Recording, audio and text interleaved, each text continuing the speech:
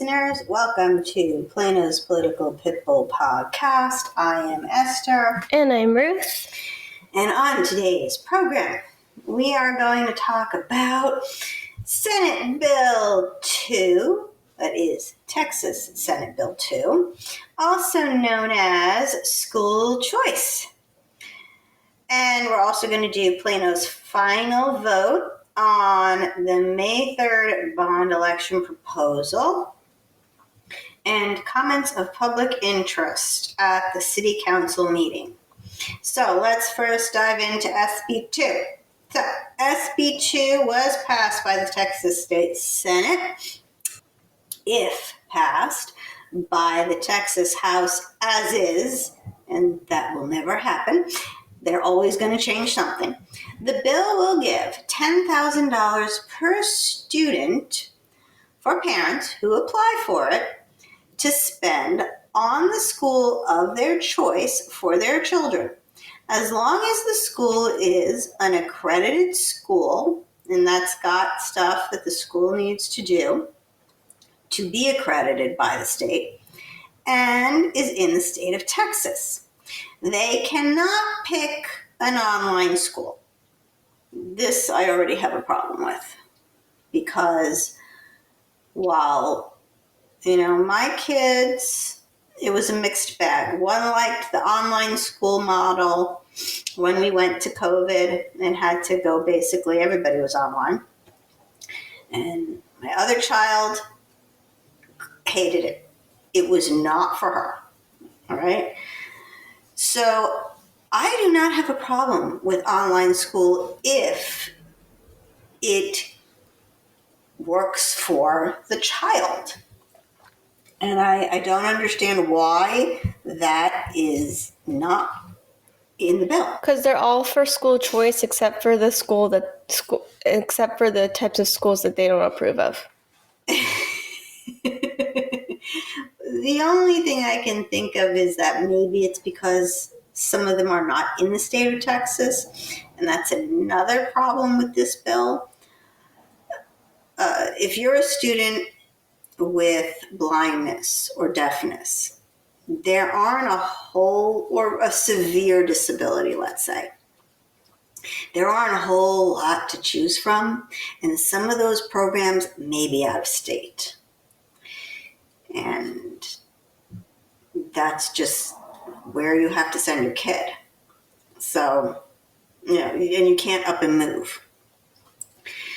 But that might be covered under another area. I know that many schools do pay for their kids to go if they're really severe and don't have the program for them, do pay for them to go to a specific specialty school for the disabled. But a lot of them won't. So, it just depends. Or they think that they can accommodate the child. And a lot of times it doesn't end up working out. But that's another story. So, as you can tell, this bill already has its problems. So, obviously, first problem is the red tape. It's not going to be easy for parents to get this money. All right, they've got to jump through some hoops. We covered the online schools not being allowed, so some students will not get that benefit. So that doesn't change. If you want to do online school, it doesn't change anything for you. No, you have to pretty much, if it's a fee, you have to pay the fee yourself. Okay, so here's what we've covered. Online school children, this doesn't change anything for them. Children with severe disabilities who need to go to a specialty school, doesn't change anything for them. I do know that for public schools, they do sometimes bus to certain schools who have programs for them in the public school, so there is that. But it's in large part, this doesn't change anything for these students. Well, it does change for those who want to take their kids out of school and maybe go to, for example, there is a school that specializes in kids on the autism spectrum, And if the public school feels they can accommodate your child, they will not pay for you to send that child to another school. And sometimes it has to be on a list. So you just can't pick any school that deals with autistic children. You can only pick a certain number of schools that are on a list that the school district has approved. Let's see, what else do we have here? Now, I must say that there has been some misunderstanding on where this money is going to come from. This money will come from the state's general fund. It will not, N-O-T, not come from property taxes or state school taxes that the state gives back to the schools. All right? This will be totally from the general fund. I watched the committee hearing that the education committee had, and I cannot tell you how many people said that this would be taking money away from schools. No, it will not be taking money away from schools. Don't worry about that. All right? I don't like the way our education system is at all. I don't think anyone does. And that is the big problem with schools. One of the big problems it's the way we fund the schools. It's a one size fits all teaching, and funds for the schools come majority from property taxes. The more a district pays or gets taxes, the more taxes a district gets, the more money for the school. So obviously, the more expensive the house, where the house is in that town, the more wealthier the district is going to be. All right. And then, of course, you have the problems with recapture, also known as Robin Hood, which they need to stop with that name. It's totally a misconception. But we have recapture, where the state comes in, takes money from the quote-unquote wealthy ISDs or schools and gives it to the districts who have less property tax dollars. This is... Newsflash, it didn't work. This doesn't work, okay?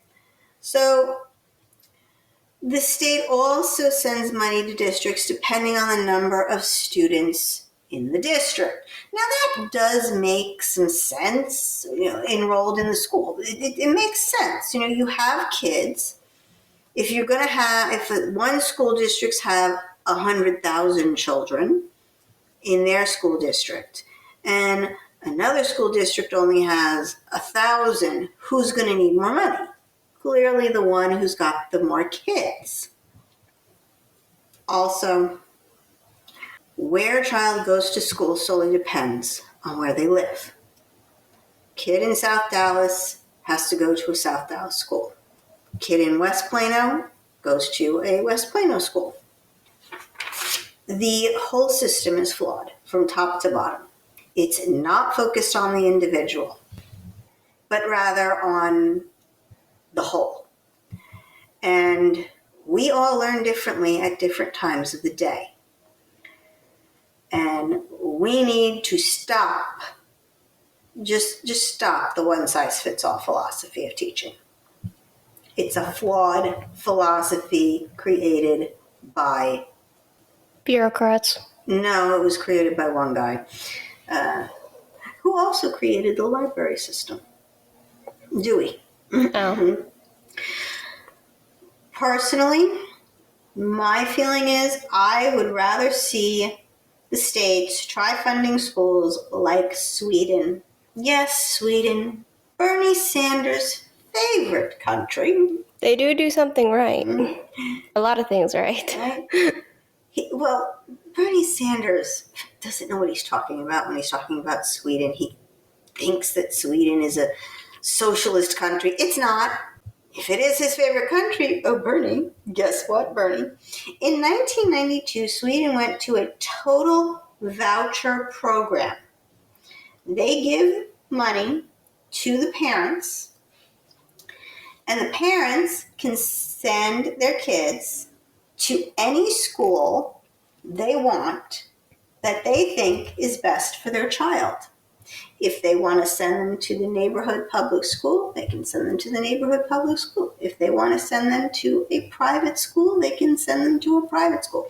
Doesn't matter. They get, I'm going to guess here that everyone gets the same amount of money to spend as they see fit. It's been happening since 1992, so older than our Ruth here. All right. Now, it is not perfect. Nothing is perfect. It's better than ours because Sweden's system is considered among the top 10 in the world compared to other countries, and they are often placed in the top 5 in education. I will say funding is not the only thing they do different, though. And funding is not the only problem with their education system. There is a myriad of problems that feed into each other, and there's a myriad of different things that Sweden does that compared to us that improves their education system. Yes. It's not the only thing. Funding is not the only problem. Like, changing one thing is not going to fix the education system because there's a bunch of different things that feed into each other. Well, apparently the United States spends the most money on school districts and on education, yet we are in the bottom when it comes to results. So clearly funding is not the problem. Something's got to change because we're not getting the results that should be going with the money. You'd think that, if we're spending all of this money, we should be getting good results. That's not the case. And in my opinion, it is the one-size-fits-all mentality. You've got one teacher, she stands in front of the classroom and she teaches to the whole class.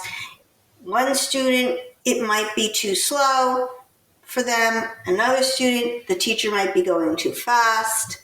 One student may have the subject matter, may be totally over their heads, and for another, it may be just too easy. Well, they are trying to, for new teachers, they are teaching to not do the one-size-fits-all approach and to come up with ways to differentiate for the students.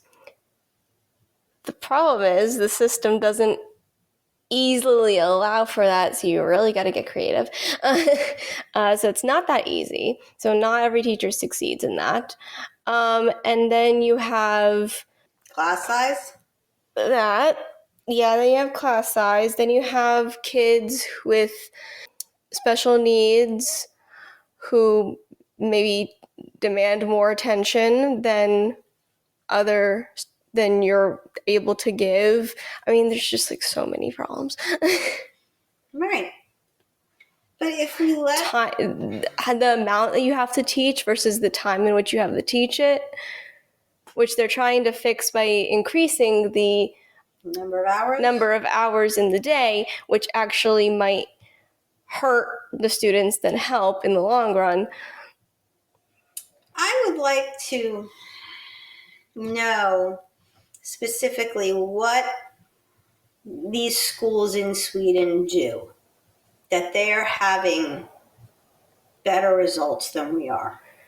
I want to know, how long do these kids go to school? What are these kids learning? How are they learning it? I would just like to delve into more. What is it about their programs that are getting the results? Because, you gave the parents power to make the educational decisions of where to send the child. But now, what is it that these schools, whether it's public, private, are doing that get the results? I can, to start, if I'm remembering correctly, I remember they have shorter days than we do. Less homework. I remember they don't give the kids as much homework as we do. Those two things. But the thing I'm more curious about is, what's the parental involvement like? What's the culture surrounding school like? You know, it is true that if you have parents who are invested in their child's education, who sit down and help their child with their homework, who read to their children, who value education, the child is more likely to value the education and more likely to do well than a parent who doesn't do those things. Does the parent look at the schoolwork when it's brought home? Is the parent asking questions? What did you do today? I know the answer is nothing. I know, been there, done that. You got to get a little creative in the questions you're asking. But it does make a difference. And we do see a difference in the outcomes. So that is something I would like to see. Because I feel like that might be the biggest factor, one of the biggest factors. It could be. It could be. I say one of in very bold letters. Yeah. I mean, there's a lot of different moving parts here. The way we're doing it now, clearly not working. And from the amount of testimony I heard, the people for the public education don't seem to want to change it. They are just worried about protecting the public schools. Well, what kind of people are these? Are these like... Some of them are teachers. Some of them are people who are associated with the teachers' union, or some kind of lobbyist group. Some are just concerned parents, who got misinformation that money is going to be taken from the schools to pay for this. Not true. We'll see what happens with the House. I know that Governor Abbott, this is a top priority. He wants to get this done. Will he? I don't know.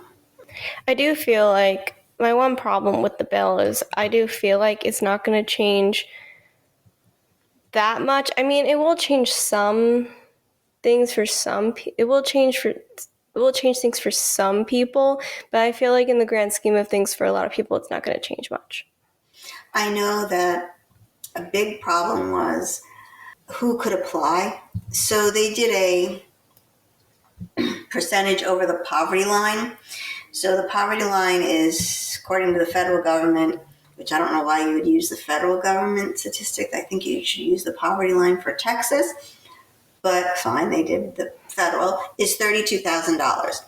They said anyone can apply who is over 500% over the poverty line. Now, if you do the math, that's about $106,000. Now, that seems like a lot of money, but today it would sadly be considered middle class. Amazingly. Of course, $32,000 at one point in time was considered rich. So, inflation. If you want to lower that so that you're just sending this for the poor, lower it. I'd be like, pick a number. Okay, you don't like 5? How about 250? I'll meet you in the middle. 250% over the poverty line. That's why I like the system so far anyway, from what I've seen in Sweden, because it doesn't matter what you make. It's everyone gets a voucher, and everyone can do with the voucher what they want, obviously within reason. They have to pick a school. They can't go spend it on a vacation, but they have to pick a school for their child. Well, we're not going to change this, obviously, but it is out there. You can read the bill at Legislature Online. You can look up the bill. It's SB2. I do not know if there should be, I do not know if there is a House companion to it yet. Hopefully there is one. It passed, and you can read the 40 some odd page document. It might be a cure for insomnia. I read the whole thing. They do need to, make these a little shorter and a little less dry. Just my 2 cents. All right, moving on to Plano. We have a bond package, folks. We have been talking about these bonds for a while now. We've done a few episodes on it, and we actually now have a set bond package. And guess what? It has been reduced. No longer $700 million plus. The total package, if all passes, will be $647 million. So, slightly less. We can thank Councilman Riccadelli for that. It's still a lot. It's still a lot, yes. It will still raise your taxes. Here's the breakdown. $316,470,000 for streets improvements. I will say, my problem, if this is what's going to be on the ballot, they give you no specifics. It's just the total number for the what they're wanting to fund. And that's it. And I really want to know what improvements, what streets are so bad that they need to even be improved. Because I don't know if you remember when they were ripping out the roads over here and the sidewalks. There was nothing wrong with them, at least that we could see. But they were just ripping them up and quote unquote fixing them, and they look worse. Like, what were they improving? People, the biggest thing they complain about is the streets. The next thing they complain about is all the construction. It's just never-ending, perpetual construction. Okay. So next, 155,155,000 for a new police headquarters. I want to know, what the heck are they going to build? The Taj Mahal? No, because that would cost even more money. This is a crazy number. At least they separated it. Because, oh my gosh, if they had put that into public safety, that would have been wrong. So that is a specific line item, and at least they separate that out. It's specifically for a new police HQ. All that money. Wow. That's insane. Are they building 2? No. It's just one? Building 1. It's just for one? It's just for one.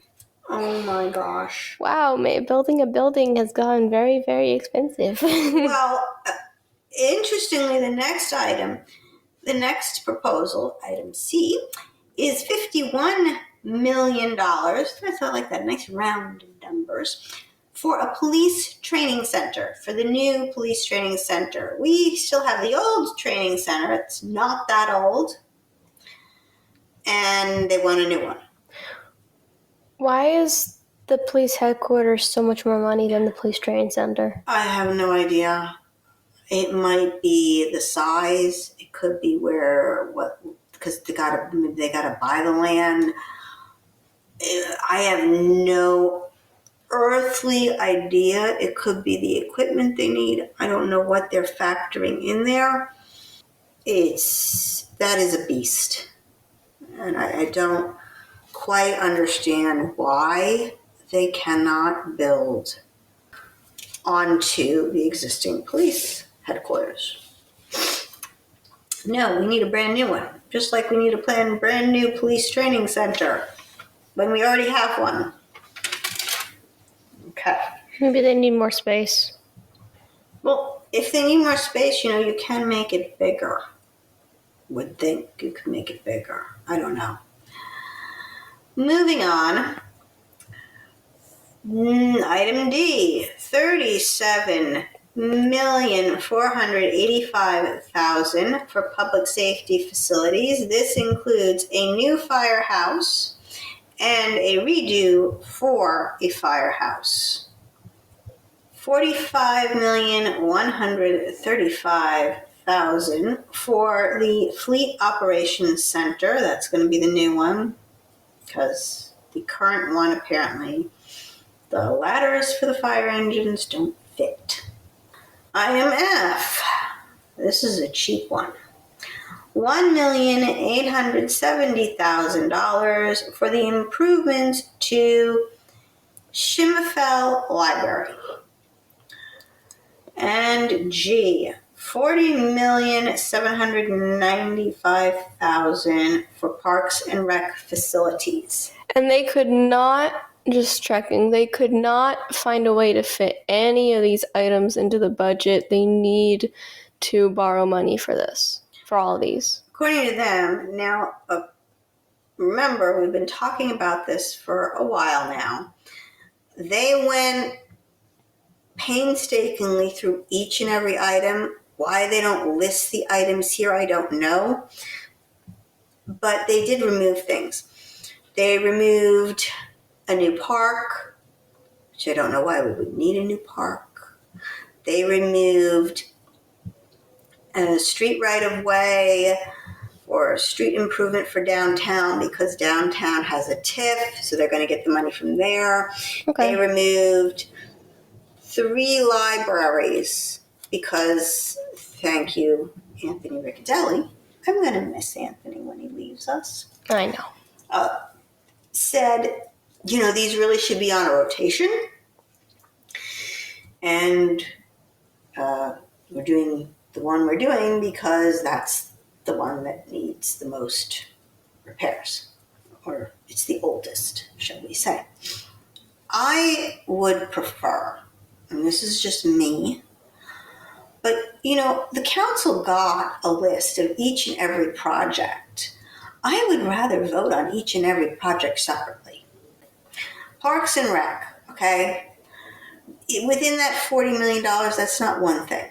That's a bunch of things. And I would rather vote on the list. And these slides are on our website, planospoliticalpitbull.com, that has the list. No one's got any time for that. Okay? But I would rather vote on each individual item. That's what I was responding to with the nobody's got time for that. Well, that was the argument. The argument was that, if you make the list too long on the ballot, the voter is just going to stop halfway. They're not going to finish it. I'm sorry. That is not a valid reason. It is true, though. Nobody's going to want to do that. I don't even know if most people even vote on the bond things. Most people don't. It's pretty sad. Most people, they go to the polls during a presidential election, and then the local elections, you're lucky if you get 2% of the vote. Now we are. I'm even just talking about people who go to the local elections.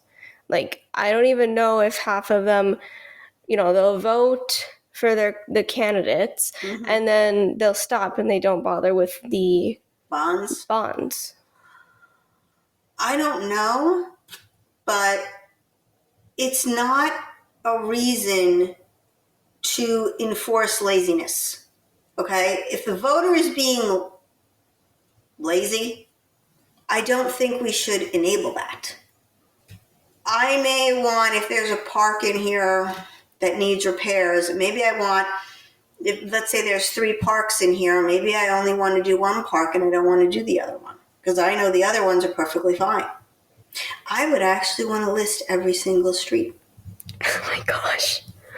Because after what I saw with what they did with our street in the front of our house, I would want to know, does this street really need repair? No, this street is fine. I think they need to focus more on another street. Yeah, I would want to vote on each and every street. You're insane. I'm just crazy that way. Nobody's doing that. And I would actually go and want to look and see how bad that street was. Yeah, she's insane. You're a different kind of person. I am. Nobody's doing that. I'm sorry to tell you, nobody's doing that. But it's about transparency is important. And they are going to, quote unquote, educate us from March to April on the bonds. They're going to do a virtual town hall April 17th. Early voting starts April 22nd to the 29th, and May 3rd is election day. Just make a note of that on your calendar. By the way, before I forget, the filing deadline for the candidates has ended. It was the 14th of February. I think they are still counting the signatures, making sure everything is kosher, and the full list of candidates should come out Monday. Right now there's only a partial list. We will do that next episode. I have to say this.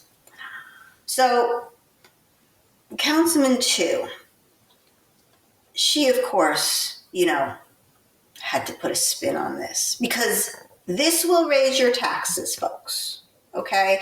If the whole package passes, if every single proposal passes, it's going to raise our taxes.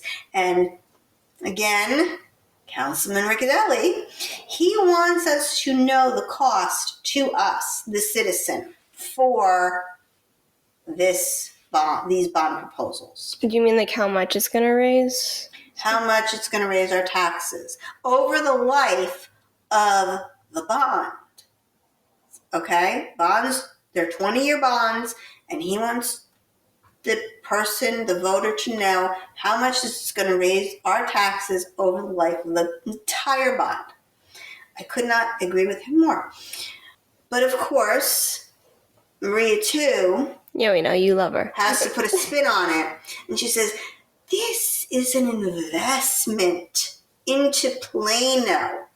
Now, just code. Okay, I'm going to decipher the code. Whenever a politician says investment, hold on to your wallets because they're talking about raising your taxes and taking more money from you. She says that we need a major cosmetic surgery. We are getting old. Folks, we are already old. I don't know about you, but if we're talking about 100 years plus here that Plano is, that's old. Okay? I don't know. I know I'm stopping you midway here, but I don't know if it's the way you're reading it or if it's just the words. But it might just be the way you're reading it. But probably it sounds the way I'm hearing it. It sounds like somebody trying to scam you out of your money. Well, yeah, she's trying to put like, this is an investment. You need this. Yeah, that's kind of what she sounded like. We need these things. And this is an investment in Plano because we have to compete with all these younger cities who all their buildings are brand spanking new. And we've got to compete with them. You can't pass up the chance. Come on. That's just what it sounds like. On. Give me a break. The citizen, the average resident, don't give a flying fig about the Fleet Center. Okay? They don't even know if they know what a Fleet Center is, I will eat one of my many hats, okay? What is a fleet center? And there you have it. Exhibit A, folks. It was also the perfect opportunity, like you set up the joke, but see, on all seriousness, I do not remember. Okay. Let's say you have a Parks and Rec truck or a fire truck or a police car. And these things need maintenance. For some strange and unusual reason, the city has deemed it cheaper for the city to make these repairs and maintenance themselves than farming it out to somebody else. I don't understand how that could be, because now we need a new fleet building and we have to pay for the fleet building in the future continuously.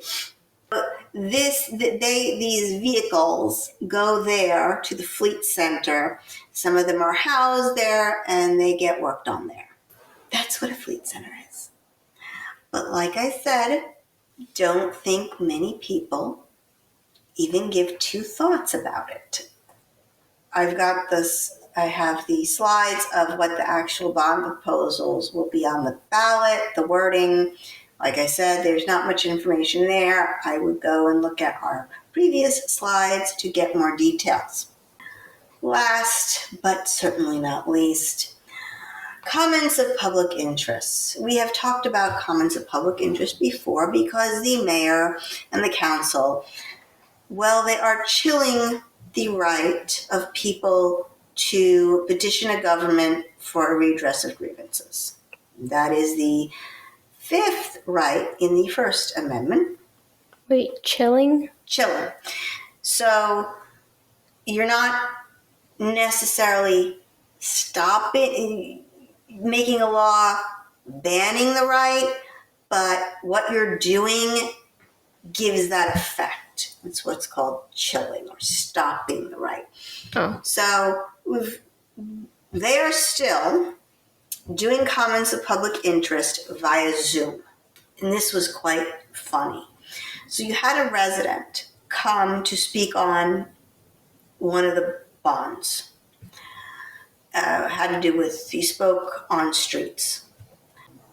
He then has to go home, get on his computer, because he wants to talk about moving comments of public interest back to in person. That poor man. Does this sound sane to you?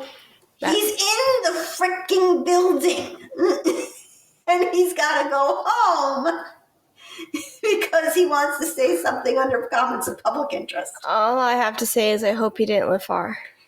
Well, he made it home in time. So he made it home. He got on Zoom and he said his piece.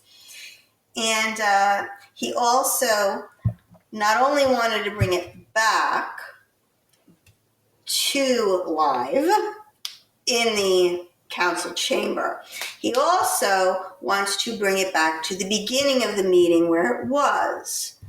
It is now at the end of the meeting, which is also not fair. Yeah, comments of public interest isn't for the convenience of the council. It's for the convenience of the public. Right, the residents. I don't mind if somebody wants to be on Zoom. Maybe you have a person who can't leave the house for some reason. Okay? Yeah, they don't have to get rid of the Zoom thing. No, I think the Zoom is very nice for those who are technologically inclined and need to be home, okay? But making it only on a computer or technology, here's the chilling effect, discriminates against people who are not technologically inclined. My mother could not do a Zoom call. She's lucky she knows how to turn on her computer, okay? No disrespect to her, but she's in her 70s.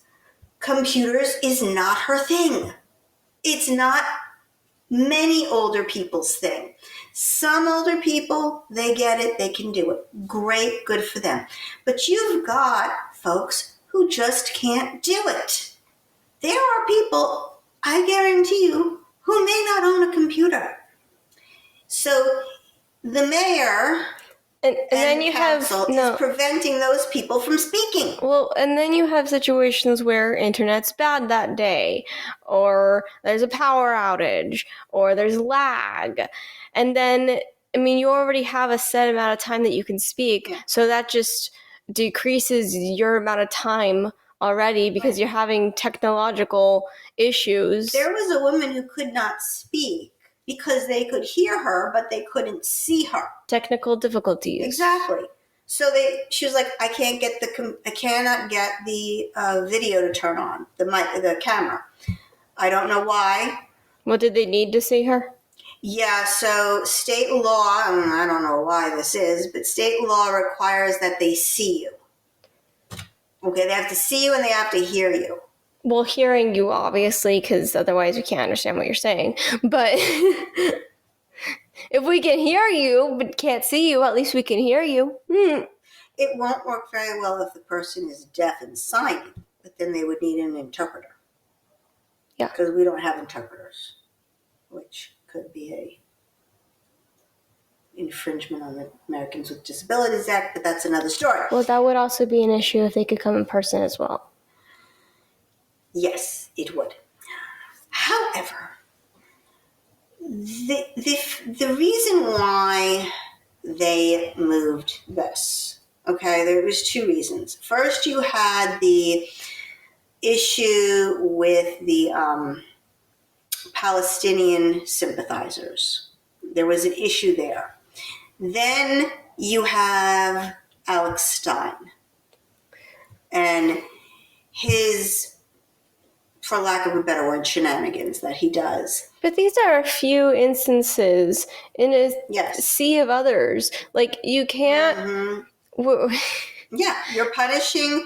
We're not the military. You can't punish all for what, like, one or two bad eggs. Exactly. And I know what I say to them, suck it up. He gets his 3 minutes. It's a little bit of comedy relief, okay? Maybe it's not your kind of comedy. Fine. It's 3 minutes. It's not the end of the freaking world. He goes, he speaks, he makes his point, he makes a few jokes, he leaves, all right? If you want to, you can put him to the end. Make him go last. I don't even think he lives in Plano. I would say, my own personal opinion, let the Plano residents go first. Plano residents should be able to speak first, and then non-Plano residents speak last, because this is the Plano City Council. Exactly. This is for Plano residents. But that's just my own suggestion. That's what I would do. But suck it up, guys.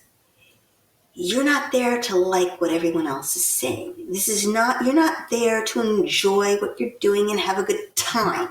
All right? You're there to work. And part of the work is listening to people complain about something. Everyone has that one thing they hate about their job. This is yours. Okay? So, I would give everyone the full 3 minutes and let them speak, have their say, and then you can move on. Is it fun? Sometimes no. But sometimes good comes from it. Citizens came and they spoke on Airbnbs, also known as short-term rentals, and the havoc they were wreaking in their neighborhoods. And guess what we got from that? We got a new regulation. Now, I'm not usually for regulations, but we got a new ordinance where it limits where you can put a short-term rental, and the people can live in peace once again. So good things can come from it. But if you're going to put it at the end where People are not going to know how long they have to sit there.